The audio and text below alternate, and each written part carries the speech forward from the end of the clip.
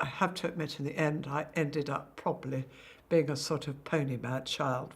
And we lived just under the Downs. It started as a routine inspection, but when a sealed door in Queen Camilla's garage creaked open, rumors say what lay behind it could rewrite royal history. Is it a scandal buried in silk or something more shocking? Find out the truth and make sure you hit subscribe. They didn't expect anything unusual. It was just another day, just another estate. But Ray Mill House, the peaceful countryside home of Queen Camilla, was about to become the center of a storm. A legal search was quietly approved. Low-key, behind the scenes, nothing major on the surface. But there had been a rumor, a quiet one, that something important, maybe even dangerous, was hidden there. The team arrived expecting to sift through dusty boxes, maybe old family items. No cameras, no press, just a handful of people who thought this would be a routine task. But then something happened, something that changed everything. Because what they uncovered in that garage was never meant to be found. They combed through the space slowly, step by step. The garage was like many others. Rustic stone walls, wooden shelves, a few antique pieces covered in dust. But toward the back, a pile of large crates caught their eye. As they were moved aside, something unusual appeared. A wooden panel in the wall. But this wasn't just a panel, it was a door. And strangely, it wasn't listed on any blueprint of the property. When they pried it open, they found a narrow hallway. The air was musty, like it hadn't been touched in years. Cobwebs clung to the corners. The silence in that hallway was thick. At the end, a single sealed door waited. Inside that final room, everything changed. On the floor sat a heavy wooden chest, its iron hinges rusted with time. It looked untouched, forgotten, like a secret locked away, waiting. And when they opened it, what they saw stopped them cold. They didn't find anything electronic, no documents labeled top secret. What they found were bundles, tied carefully with silk ribbons, dozens of them, some typed, some are handwritten, all old, all preserved. Among them, one letter stood out right away. It was the handwriting, elegant, flowing, unmistakable. Princess Diana. The room was silent as the letter was opened. The ink had faded slightly, but the words were crystal clear. It wasn't just a letter, it was a glimpse into someone's heart, raw and unfiltered. There were dozens more. Journals, personal notes, hidden for years. And somehow, they were here, in Camilla's garage. That opened 1,000 questions. Who had put them there? Why? And what would they reveal? Because these weren't casual notes. They were reflections from a woman who lived through one of the most public royal stories ever. And now her private voice had been found again. As they began reading, the tone became clear. These weren't letters written for attention. They were moments captured during some of Diana's most difficult years, quiet entries from a woman who had been through so much, but still had hope. She wrote about missing her children during the holidays, about long nights in the palace feeling invisible, about smiling in public but crying in silence. There were references to someone else, another woman. Diana never used a name, but the implication was clear. She talked about betrayal, about feeling replaced, about watching a story unfold around her that she couldn't control. And yet there was warmth too, memories of time with her boys, fleeting moments of peace, glimpses of who she really was, behind the cameras and headlines. These weren't just words. They were a quiet reminder of everything she had endured and everything she had tried to protect. Now here's where things get strange. These letters, so private, so personal, were found in Queen Camilla's private estate, not a royal archive, not a museum, but her personal, privately owned property. Camilla said she was shocked, that she had no idea they were there, that she didn't know how they got in, but that raised eyebrows. Ray Mill House is a place of privacy. It's not part of the royal system. No regular inspections, no oversight. That's what made the discovery so suspicious. If these letters had been hidden there, someone had to put them there. Carefully. Intentionally. Was it meant to protect them or bury them? Camilla's silence didn't help. She declined to explain further, and the world was left wondering, did she know more than she let on? Inside Buckingham Palace, things moved quickly and quietly. There was no official statement at first, but behind closed doors, meetings were happening. Fast. King Charles reportedly canceled several engagements. Some say he was deeply unsettled. Others say he was emotional. These weren't just any letters. They were part of his past, a part that never really healed. Palace staff were told to stay quiet. The royal household shifted into damage control mode. Meanwhile, Prince William, Diana's eldest son, stepped into the spotlight. He called for transparency, for honesty, for the truth. Across the ocean, Prince Harry also spoke out. His message was clear. It's time for openness, time to stop hiding. Two brothers, two voices, both echoing the legacy of the woman they lost. And the truth they felt the world deserved. The public didn't stay quiet. As news leaked, the reaction was swift and emotional. People left flowers again, letters, notes. Some were addressed to Diana, others to her sons. Photos of the letters began to circulate online. One showed her familiar handwriting, another had a red wax seal. News outlets jumped in. Special reports aired. Documentaries were rushed into production. Podcasts began breaking down every phrase. Social media exploded, hashtags trended. Everyone had theories. Was this an accident, a cover-up, or something much more personal? For many, it wasn't just about what was found. It was about the feeling that Diana had finally been heard, in her own words. It didn't take long before lawyers got involved.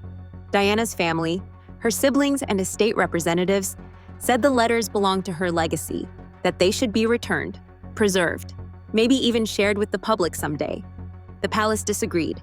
Their lawyers cited privacy, national sensitivity, even potential risks. They wanted control.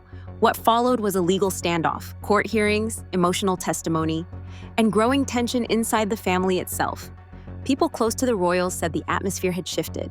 Trust was fraying, conversations grew strained. The legal fight wasn't just about paperwork, it became a battle over control, over who gets to tell Diana's story and who decides what the world is allowed to see. And through it all, the next chapter was quietly beginning. He didn't make speeches right away. He didn't stand in front of cameras. Instead, Prince William simply got to work. He took on more duties, met with officials, represented the crown, but behind the scenes, he was deeply moved. Those letters weren't history to him, they were memories, words from a mother he lost too soon, and gradually, his voice became clearer. He started speaking about honesty, about growth, about the need to evolve. His message wasn't angry, it was steady, clear, purposeful. People started to notice. Headlines changed, photos of him became more frequent. He wasn't just filling in for the king, he was leading. And beside him, Princess Kate, quiet, graceful, supportive, even while facing her own health challenges. Together, they became a symbol of continuity, but also change, and people were listening. For the royal family, this was more than a difficult moment. It was a turning point. The discovery forced them to face something they had carefully avoided for years. Diana's voice, unfiltered, honest, human. Camilla, once seen as a figure of quiet strength, now faced scrutiny. Her silence, once respected, began to raise questions. King Charles, caught between the past and the future, was reportedly reflective, even regretful. Inside the palace, conversations grew deeper. Some wanted reform, others wanted to preserve tradition. But everyone agreed. Things couldn't stay the same. The family was at a crossroads, and they had to choose: stay silent or move forward. This wasn't just about one garage or one estate. It was about what kind of institution the monarchy wanted to be moving forward. For generations, the royal family lived behind carefully curated images, polished appearances, formal statements, distant waves from balconies. But the discovery of Diana's letters pierced through that facade. They weren't filtered. They weren't approved. They were real. And once those words became known, it became harder for the palace to hold on to its traditional silence. Prince William's leadership during this moment felt like more than just duty. It felt personal. His actions showed that he was listening. To the public, to his family, and to the memory of his mother. His approach wasn't about clinging to the past, it was about finding a path forward with purpose. He began to push for reform. Nothing radical, but meaningful shifts. Better communication with the public, more transparency within palace operations, a greater focus on service rather than status. Insiders say he quietly encouraged a culture of openness, where even difficult truths could be acknowledged rather than buried. These changes weren't always welcomed. Some of the traditionalists inside the palace felt uneasy. They worried that opening the doors even slightly might unravel the mystique that held the monarchy together. But others saw something different, a way to evolve, to meet the public where they are, and to remind them that the royal family is human too. And William wasn't doing it alone. Princess Kate stood beside him, bringing her own sense of warmth and relatability. Together, they didn't just represent continuity, They symbolized possibility, a couple raised in very different circumstances from previous royals, showing that compassion, balance, and understanding could be just as royal as protocol and tradition. The public responded, polls shifted, media coverage became more favorable. Even skeptics began to take notice. Here was a future king who seemed grounded, aware, and willing to modernize without tearing everything down. Outside the UK, William's actions echoed as well. Global leaders commented on his diplomacy. Social media buzzed with praise for his calm demeanor. In a world growing increasingly disillusioned with old institutions, he stood out as someone willing to grow with the times. And the letters? They never left his mind. Sources say he read them quietly, privately. They gave him not only insight into his mother's pain, but also her strength, her resilience, her voice, and that voice, once hidden away in a dusty garage, now shapes the very tone of the Crown's next chapter. This wasn't about replacing the past, it was about honoring it and learning from it. The monarchy now stands at the edge of something new. It can cling to the old ways, hoping to keep things just as they've always been, or it can step into the future, led by someone who knows both the weight of the crown and the cost of silence.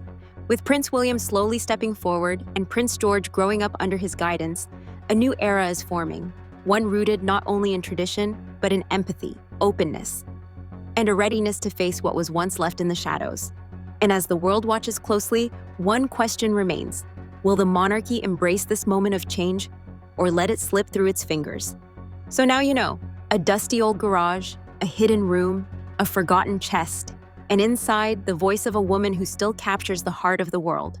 Diana's letters weren't loud, but they were powerful, because in those pages, we heard someone speak from the past. Not to point fingers, but to tell the truth.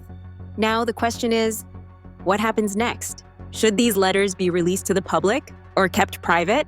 Did the palace handle it fairly, or is it time for change? And most of all, what kind of monarchy should lead us forward? We'd love to hear your thoughts in the comments. Let's talk about legacy, truth, and what comes next. And if you want to follow this story as it unfolds, subscribe now, because the crown may be old, but its story is far from over.